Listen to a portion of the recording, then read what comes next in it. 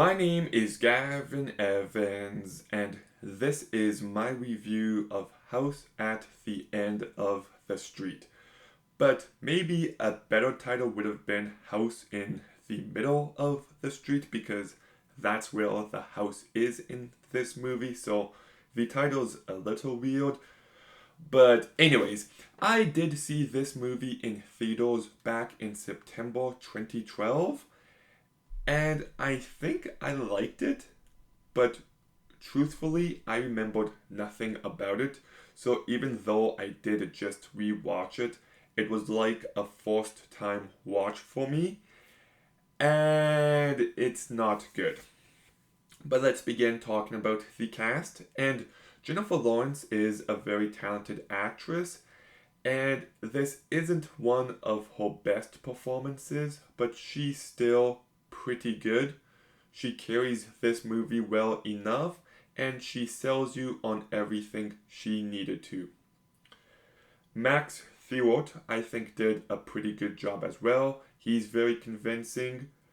Elizabeth Shue is a little over the top, but I blame the script more than I blame her. And I guess she's fine here. And Gail Bellows does a fine job as well. So the cast is not the issue here. There are some good ideas about how we treat broken people, about how we try to fix them, but we don't actually get to the root of the problem.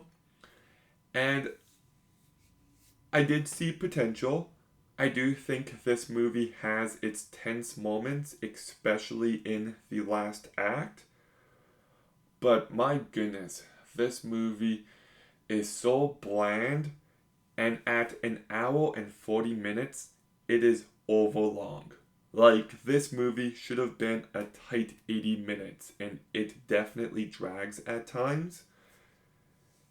And I never really bought the romance that's happening. It was very unconvincing, and they just had no chemistry.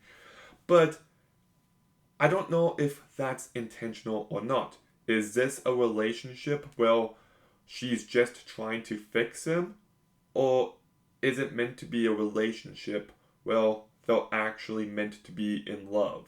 Because I thought it was the formal, but the last scene of the movie where she's looking at the tree and she's tearing up makes me think that the movie actually thought it was a convincing romance, and that just wasn't the case. And oh, by the way, spoiler warning, I forgot to mention that. Um, Another big issue I have with this movie is the stupidity of the characters.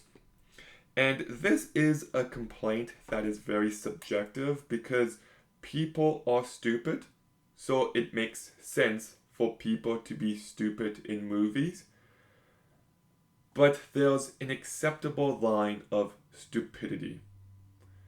And I can enjoy it if it's before the line. If you're mad, if you're like, oh, but you understand why they would make the decisions that they make. This movie goes past that line to the point where it actively pissed me off and took me right out of the movie. Like, Jennifer Lawrence is tied to a chair, and she can't slide her hand under that cloth. I'm sorry, but I call bullshit on that. And then she escapes, and she puts a dryer on the door. I don't know why she stopped there and why she didn't put the washer on top of it as well.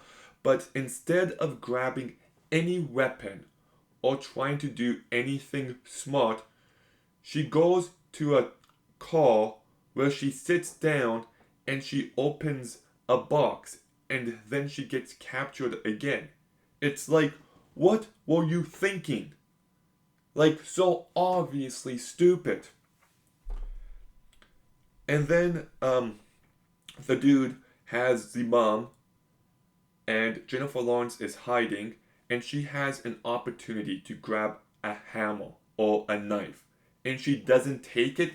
Like, she just made every stupid decision until she just happens to get a gun at the end. Like, it was actually tense in moments, but then she would do something stupid and it just took me right out of the movie. So, look, this movie has some good ideas. The cast does a good job, but the characters are too stupid. The pacing is bad, and it can be far too bland. And the entire time when I was watching this movie, I kept thinking of it as a lesser version of Halloween Ends. And that movie does everything this movie is trying to do, but does it much better. So I'm giving House at the End of the Street a 4 out of 10. Okay, have you seen House at the End of the Street? What did you think about it? Let me know in the comments down below. Make sure you like, comment, subscribe. Stay tuned for more videos soon. And Gavin, out.